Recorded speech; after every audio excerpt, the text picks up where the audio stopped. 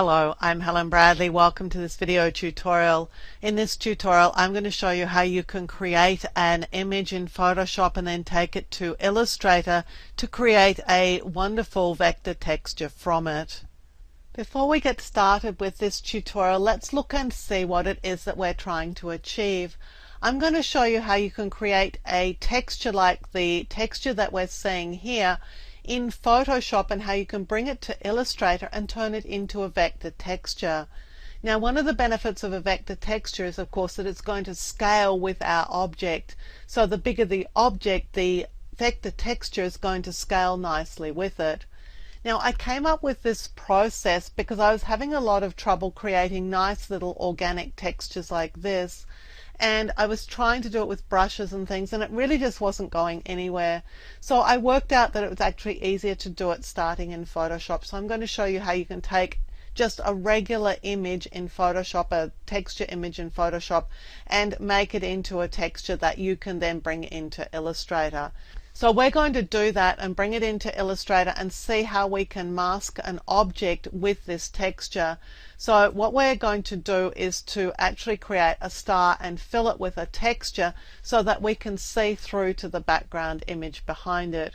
Now, for the purposes of showing you what else is possible, I've also got a background here that also has a texture applied to it. So we're seeing through the star, through a sort of pale blue background, through to a darker background even behind that. And this is all textured using vector textures. So if you're ready, let's get started with creating our own vector texture using Photoshop and then Illustrator. To get started with this tutorial, you're going to need some sort of image to use. Now, I use the images from Mayang's free textures. I'm going to give you the link in the video to use. And I've gone to the walls textures and I went and got this one, which is called Relief Painted Gravel Wall. And I think it's down sort of towards the end. Here it is, Relief Painted Gravel Wall, and it's a 5 megapixel texture, so it's a pretty large file.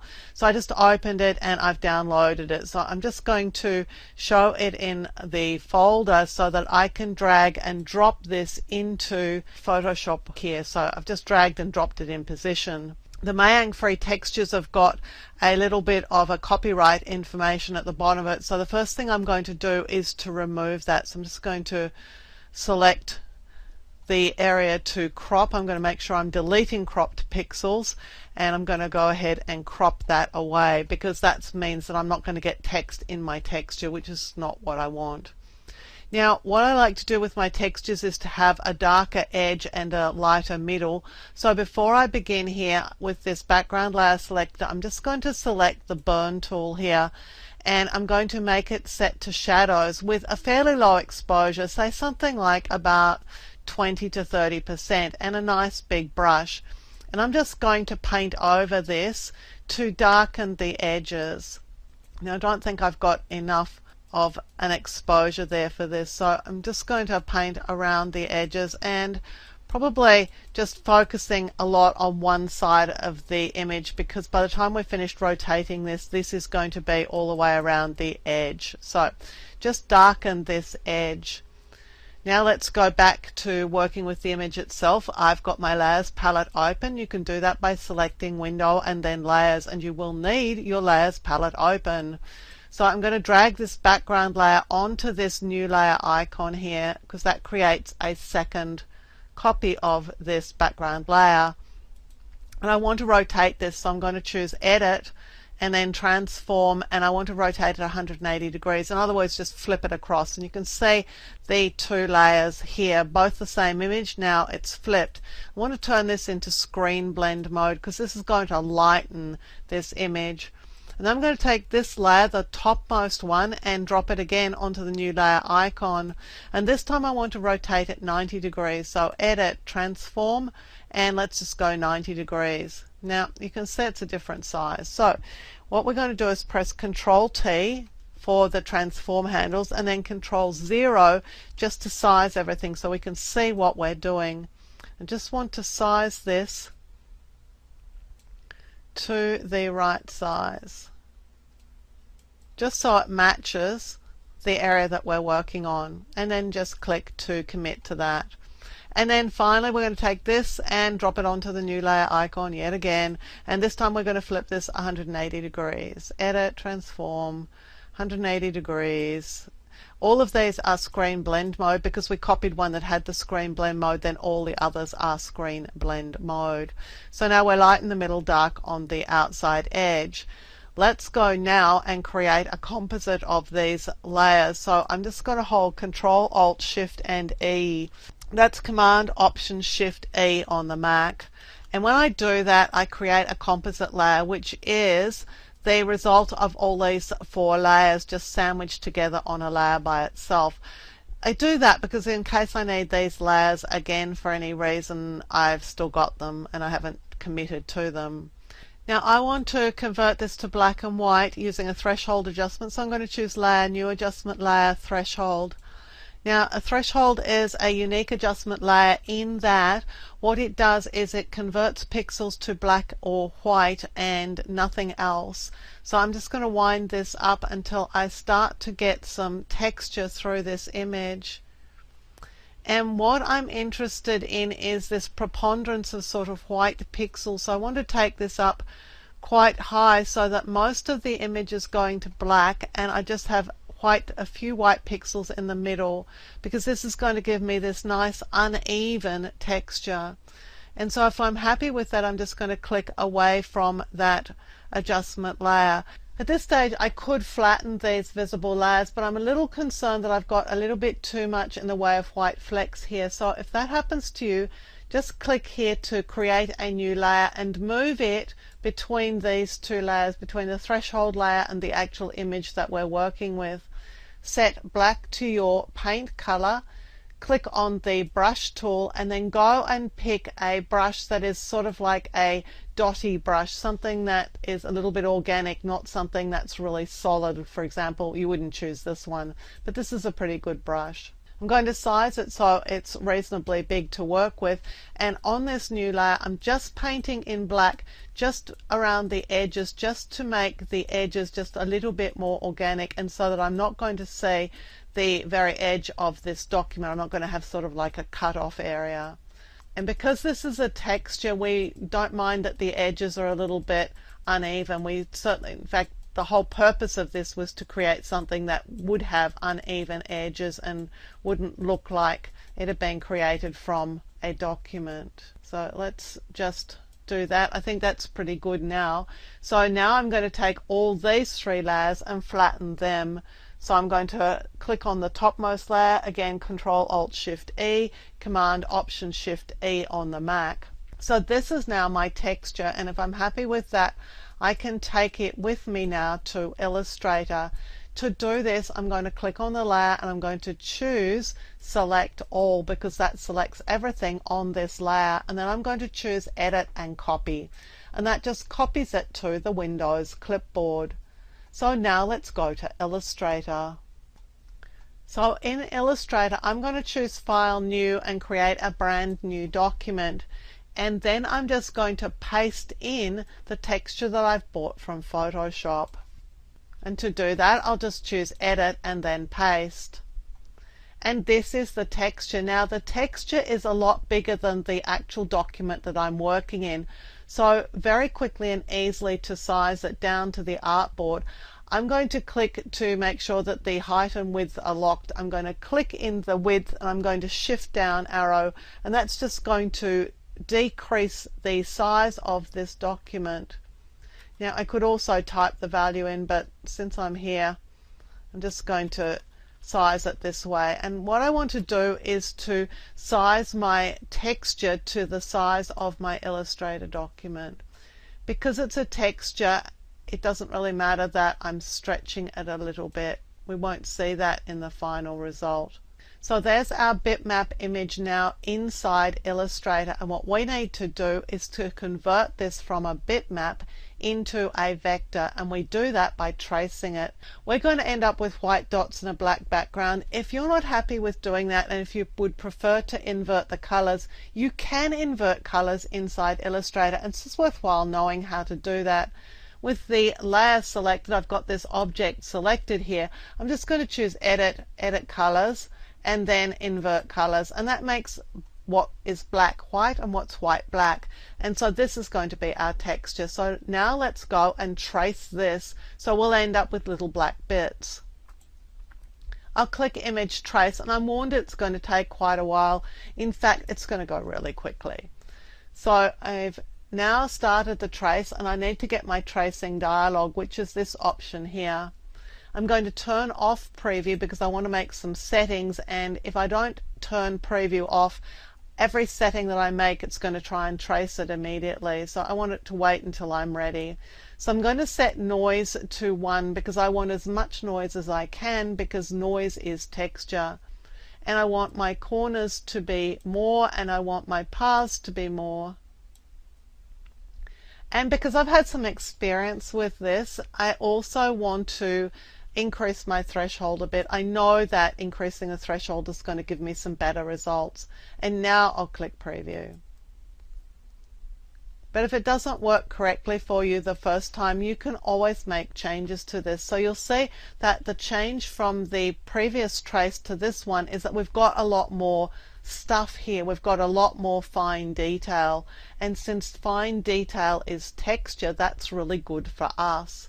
So it's now traced, so I'm going to turn off the tracing dialog, and I need to expand it. So I'm going to click here to expand this. And what that does is it expands it into all the component pieces. Now let's look and see if we turn this from black and white into a color. I'm just going to, with the fill selected here, I'm just going to fill it with a color. And you'll see that I've filled everything. So that is not happy at all. But let's have a look at this group and let's see what's causing the problem. And the problem is going to be at the very, very end.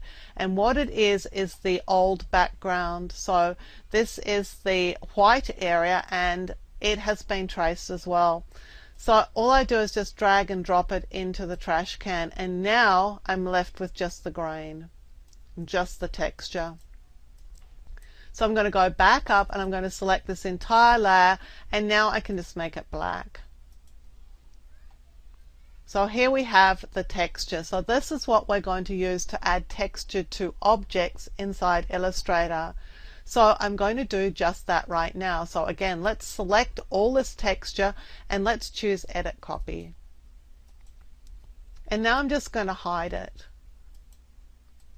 because we don't need it anymore because it is on the Windows clipboard. And now I'm going to add a new layer. And I'm going to add something to this new layer that I can now fill with a texture. Well, first of all, I'm going to make a background shape. So I'm just going to make a rectangle the size of the artboard. Now, and use a script to do this because it's a lot less fiddly. If you want to learn how to download and install and use scripts in Illustrator, look out for my video tutorial on scripting in Illustrator because it's really handy. So I've now got a rectangle the size of the artboard, and I'm going to fill it with a sort of, well, let's fill it with this blue color here. Now let's draw a shape. So let's go and do a star. I'm just going to click, hold Alt so that I get this nice pointy star like this, and just add it to the middle of my document. And I'm going to fill it with this blue here. And now what we're going to do is we're going to texture this star so that we're going to poke holes in it so that we can see this paler blue underneath. And the way we do that is first of all to make sure that the star is selected. And then we go into the Appearance panel, and this Appearance panel and the Layers panel and everything else in Illustrator is accessible by choosing Window. And here's Appearance, this is the one we're going to use, and Layers is this one here. But it's Appearance that we want to select so that we can use it. So with our star selected, this is the appearance details for the star, and we want to click in this bottom opacity. Like there's 3 opacities here. There's one for stroke, one for fill, and this is for the whole path, and this is the one we want. So I'll click on opacity, and you'll see that there's a little icon here, or a little button here called Make Mask. So I'm going to click to make a mask, and there's my mask. Don't worry that your star has disappeared. I'm going to click in the mask because this is where I want to add my texture. So I have my mask selected and I'm going to choose Edit Paste. And this is the mask in place. Now everything's disappeared, but we don't worry about that because I'm just going to click here again on opacity because that gets it back again. Now I don't want to clip my shape to my texture, so I'm just going to disable clip. I'm going to make sure that what I'm seeing here looks pretty good and my texture is pretty much over my star shape. Now if I wanted to, I can come in and click on my texture here, click on my selection tool and then just size down my texture so that it actually covers up my star and it's closer to it. So if I want to make use of the lighter areas of texture around the edge, I'm just going to make sure that my texture is a little bit closer to the middle of the star, and so that we've got lighter areas of texture around the very points. Now I may take that out just a little bit, but you can see that we can actually adjust how the texture looks on the star. At any time we can go back to this opacity selector and reselect these objects just to make sure that everything's working as expected. However, before we go back to the document, it's really critical that we click on the star, because if we don't do that, you can see that the layers are showing the opacity mask and we won't be able to get back to our image. So we have to click on the star to stop editing our opacity mask and to go back to editing the image. And when I do that, you can see that the background is now visible through the star. So what we've done is we've taken the image that we had in Photoshop, we've brought it into Illustrator and we've vectorized it, and then we've applied it as a mask to a shape, and the effect of that is that we're seeing through this shape where the texture is to the layer or the shape underneath, and the shape underneath is of course this big pale blue filled rectangle or square. Now if I change the color of the shape underneath, you can see that the color that's coming through this star is changing too, and that's proving to us that this texture vector mask is actually poking a hole in the shape. So there's how you can create your own vector textures in Illustrator.